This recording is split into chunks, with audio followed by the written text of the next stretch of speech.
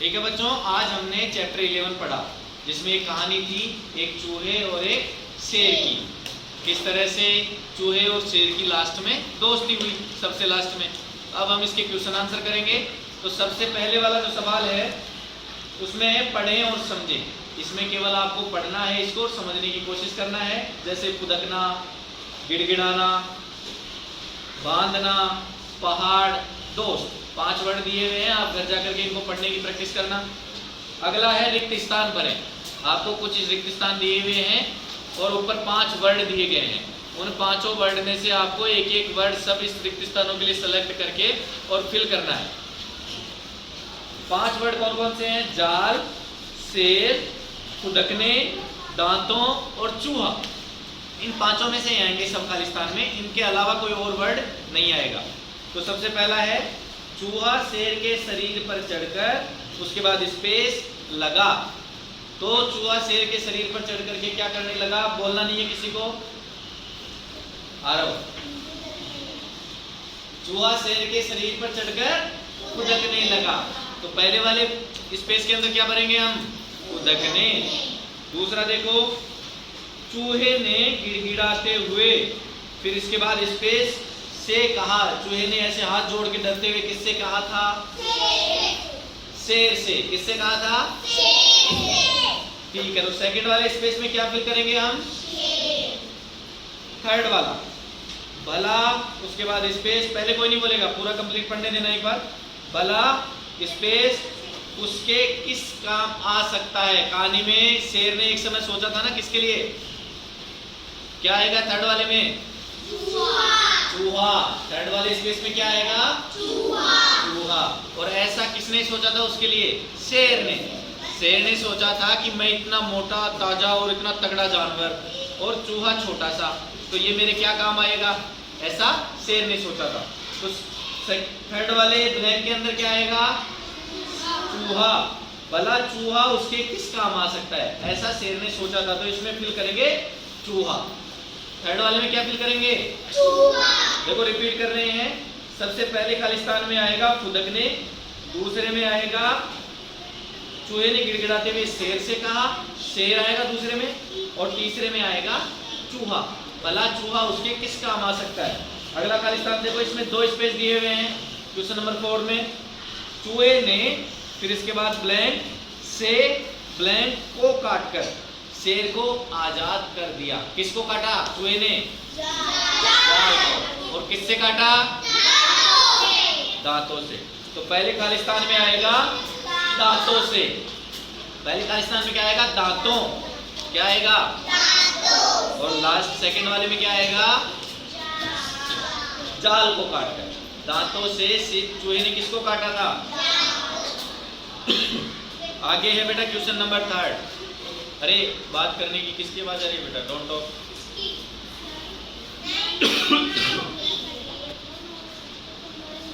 सारे बच्चे इधर ध्यान दो, किसी भी बच्चे का ध्यान किसी और तरफ नहीं होगा। क्वेश्चन आंसर समझ लो, उसके बाद वरना होमवर्क में प्रॉब्लम आएगी आपको। अगला क्वेश्चन है, बंद करो। अगला है सही या गलत का निशान लगाना है। तो देखो मैं आपको वो बताऊंगा लाइन, और आपको बताना है कि ऐसी लाइन अपनी स्टोरी में आई है या नहीं आई है। तो देखो, शिकारियों ने शेर को पकड़ लिया। ऐसा हुआ था क्या? जाल में फंसा लिया था ना शेर को। तो इसमें क्या आएगा? सही का निशान। शेर अपनी गुफा में सो रहा था। जब शुरू में चूहा उसके ऊपर कूदने लगा था तो उस समय क्या था? शेर अपनी गुफा में सो रहा था। और लास्ट थर्ड वन इज चूहा और शेर दोस्त बन गए। बन गए थे क्या? तो तीनों ही सेंटेंस जो दिए हुए हैं ना, तीनों वाक्य, उनमें तीनों में हमें सही का निशान लगाना है। फिर अगला है एक शब्द में उत्तर देना है। अब मैं किसी एक बच्चे से खड़ा करके पूछूंगा, अपने आप हाथ भी नहीं खड़ा करना आप। तो मैं जिसका नाम लूं, चित्रांश खड़े हो बेटा। चूहे ने जाल को किससे काटा? किसी और बच्चे की आवाज नहीं आई? दांतों से। बहुत अच्छे बेटा, शाबाश। चूहे ने जाल को किससे काटा? दांतों से। आगे वाला आंसर करेगी आरोही। चूहे ने किसकी जान बचाई? चूहे ने किसकी जान बचाई थी? और कैसे बचाई? जाल को काट दिया। जब शिकारियों के बिछाए हुए जाल में शेर फंस गया था तो चूहे ने जाकर के जाल को अपने दांतों से काट दिया और शेर की जान बचाई। तो आपको वन वर्ड में आंसर करना है। तो चूहे ने किसकी जान बचाई? तो शेर की। वन वर्ड का मतलब केवल इतना लिखेंगे इसमें, शेर की, और कुछ नहीं लिखेंगे। सीधा बहुत अच्छे बेटा। अब इससे नेक्स्ट अक्षर खड़े हो आप। दोस्ती किस किस के बीच हुई? शेर और चूहे के बीच। दोस्ती किस किस के बीच हुई? शेर और चूहे। बहुत अच्छे। अब देखो बेटा क्वेश्चन नंबर 5। आपको इसमें 4-4 शब्द दिए गए हैं एक एक लाइन में, और आपको अलग शब्द छांटना है जो बोलने में अलग लगे, सुनने में अलग लगे और उन सबसे अलग ही हो। जैसे 3 पक्षियों के नाम दे दिए, एक आदमी का नाम दे दिया, तो आदमी का नाम अलग हो जाएगा ना। इसी तरह से जैसे 3 जानवरों के नाम दे दिए और एक किसी वस्तु का नाम दे दिया, जैसे कुर्सी दे दिया और 3 जानवरों के नाम, तो अलग कौन सा हो गया? कुर्सी वाला। तो आपको अलग वाला शब्द छाड़ना और जिससे पूछूंगा वही बताएगा। कल खड़े हो बेटा, मैं 4 वर्ड बोल रहा हूँ, इनमें से कौन सा आपको अलग अलग लगता है बताना। चीता, भालू, शेर, गाय। गाय अलग कैसे बताओ? क्योंकि वो जानवर है। बाकी तीनों जो हैं वो जंगल में रहने वाले जानवर हैं। जानवर तो वो भी है, लेकिन चूहा, ये जो शेर वगैरह और ये जो दे रखे ना, चीता, भालू, ये सब कहाँ रहते हैं? जंगल के अंदर। लेकिन गाय को हम पालते भी हैं, पालतू पशु भी है ना गाय। ये सारे जंगली जानवर हैं, लेकिन गाय पालतू पशु है, इसलिए गाय क्या हो गई? अलग। तो गाय को गोला बनाएंगे। बैठ जाओ बेटा, बहुत अच्छे। आराध्या खड़े हो। 4 वर्ड बता रहा हूँ बेटा, इनमें से अलग बताना। रतन, हाथ, पैर, दांत। कौन सा इसमें से अलग है? रतन अलग कैसे हुआ? हाँ, रतन किसी का नाम है, जबकि बाकी में क्या है? नेम ऑफ ऑर्गन्स हैं। हाथ, पैर, दांत, ये अपने शरीर के अंग होते हैं ना। तो बाकी तो शरीर के अंगों का नाम है, लेकिन किसी एक जगह रतन करके कोई नाम दिया हुआ है आदमी का, तो इसलिए वो अलग होगा, उसको गोला बनाएंगे। बैठ जाओ। अब कौन बताएगा बेटा? आप रितांश खड़े हो। 4 वर्ड बता रहा हूं मैं, इनमें से अलग आपको बताना है। भाई, बहन, शेर, माता। इसमें से अलग माता है? सोच के बताओ बेटा। देखो वापस से बताता हूं मैं आपको। भाई, बहन, शेर, माता। शेर कैसे अलग हुआ बताओ बेटा? इसमें अलग इसलिए हुआ क्योंकि शेर तो एक जानवर है, जबकि बाकी तो सारे रिलेशंस होते हैं। भाई, बहन, मम्मी, ये तो घर में होते हैं ना। शेर बाहर होता है, जंगल का जानवर है, इसलिए यहाँ पे शेर को हम गोला बनाएंगे। अगला किससे पूछे हैं? चंचल खड़े हो। केला, कप, आम, सेब। कप अलग कैसे हुआ? देखो जैसे तीनों तो नेम ऑफ फ्रूट है, केला, आम, सेब, ये तो सारे फ्रूट्स के नाम है ना, फलों के नाम है, हम खाते हैं उनको। लेकिन कप तो क्या होता है? हम चाय पीने, पानी पीने, इनके काम लेते हैं। तो इन सबसे अलग हो गया ना वो।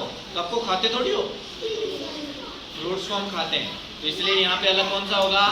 कप। बहुत अच्छे बेटा। अब इसके बाद क्वेश्चन नंबर 6। नीचे लिए गए अवतरण को पढ़कर उसमें आए अल्प विराम, पूर्ण विराम एवं प्रश्नवाचक चिन्हों पर गोला लगाइए। इसमें बेटा आपको पूरे सेंटेंस के अंदर पहचानना है। 3 चिन्हों के नाम दिए हुए हैं। एक तो होता है अल्प विराम। अब बोर्ड की तरफ देखना, बोर्ड की तरफ ध्यान देना। देखो मैं आपको 3 निशान के बारे में बताता हूँ। देखो सारे बच्चे, अभी इसने इस क्वेश्चन में 3 निशानों की बात कर रहा है। ये एक तो अल्पविराम, एक पूर्ण विराम और एक प्रश्नवाचक चिन्ह। तो प्रश्नवाचक चिन्ह को हम इंग्लिश में क्वेश्चन मार्क क्यों बोलते हैं? ये तो क्या है? या प्रश्नवाचक चिन्ह। हिंदी में क्या बोलेंगे इसको? और ये वाला साइन देखा है कभी? इसको क्या बोलते हैं? और इसको हिंदी में क्या बोलते हैं?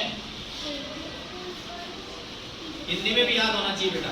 हिंदी में क्या बोलेंगे इसको? अल्प विराम। पास लगा के दिखाओ। इस वाले निशान को क्या बोलेंगे? अल्प विराम। सबको दिख रहा है ना? और इस वाले को क्या बोलेंगे? Question mark. नहीं, हिंदी में बोल के बताओ। इसका नाम भी लिखते हैं, देखो इसको क्या कहते हैं? प्रश्नवाचक चिन्ह। क्या बोलते हैं इसको? और एक और है इसमें, तीसरा एक निशान और दे रखा है, और वो कौन सा है? बताओ, देखिए इसको क्या कहते हैं? पूर्ण विराम। अब देख, इनका अलग अलग यूज कैसे होता है। जैसे नौमान, इधर ध्यान दे। जैसे मान लो हम कोई लंबी सी बात कह रहे हैं, आप क्लास में बैठे हो, कल मैं आपको कहानी बता रहा था, या आज कोई कहानी सुनाऊं, तो मैं क्या है, बोलते बोलते बोलते बोलते कभी कभी थोड़ा थोड़ा रुक जाता हूँ। तो जब थोड़ा रुकूंगा ना, तब तो लगाएंगे अल्प विराम। अल्प का मतलब होता है थोड़ा सा, और विराम का मतलब आराम। जब आप बोलते समय थोड़ा सा रुकते हैं तो लगाते हैं अल्प विराम। जब हम बड़ा सा रुकते हैं तो लगाते हैं पूर्ण विराम। जैसे मैंने कहा, मैं जयपुर जाता हूँ, मैं जयपुर जाता हूँ, मैं हूँ पे जाके रुक गया, लंबा रुक गया, तो वहां पे कौन सा निशान लगाएंगे हम? पूर्ण विराम। जब हम ज्यादा देर रुकते हैं बोलते समय, तो वहां क्या लगाते हैं? और थोड़ा सा रुकते हैं तो अल्प विराम। जैसे, अच्छा चलो मैं आपसे ही पूछूंगा, मैं आपसे कहूं कोई भी एक छोटा सा वाक्य है, मैं अपनी बहन के साथ बाजार गई, मैंने वहां से केले खरीदे, सब्जी खरीदी और कुछ खिलौने खरीदे। लंबा सा वाक्य कहा ना मैंने, मैं कहीं रुका तो नहीं, बोलता रहा, लेकिन थोड़ा थोड़ा रुका। तो जहां थोड़ा थोड़ा रुका ना, वहां पे अल्प विराम लगाएंगे। कौन सा वाला? इसको कहते हैं अल्प विराम, जिसको इंग्लिश में हम क्या कह रहे थे? कॉमा। इंग्लिश में हम क्या कह रहे थे इसको? लेकिन वैसे हिंदी में इसको बोलते हैं अल्प विराम। तो अब आपको ये जो वाक्य दिए हुए हैं ना, अभी मैं पढ़ूंगा, आपको उसमें से बताना है कि कौन सा निशान कब आ गया। बताना मेरे को। चूहे ने गिड़गिड़ाते हुए शेर से कहा, पढ़ते जाओ आप भी बुक के अंदर, अगर तुम मुझे छोड़ दोगे तो। अब ये तो के बाद किसका निशान है? बच्चों की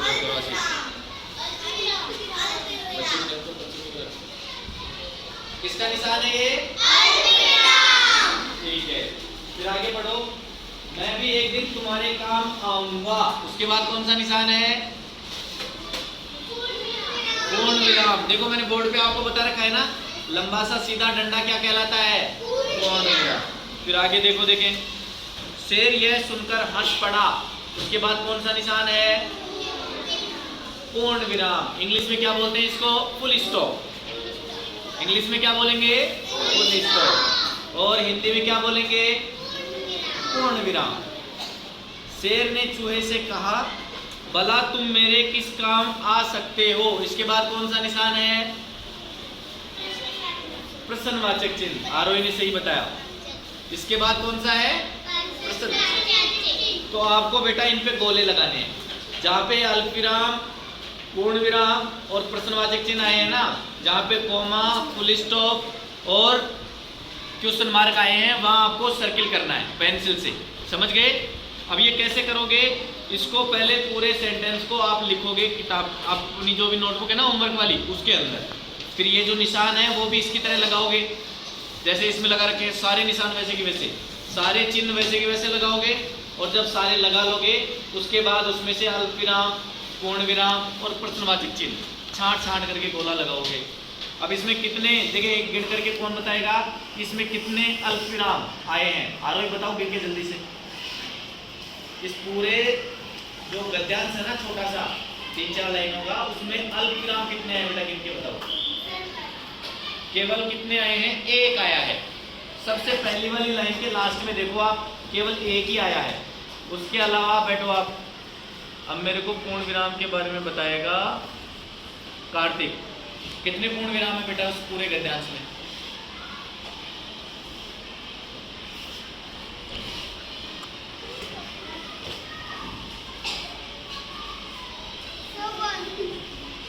केवल 1, पूर्ण विराम 1 ही है, बैठ जा। गलत है बेटा। हार्दिक 2 भी गलत है। अच्छे से गिनना है।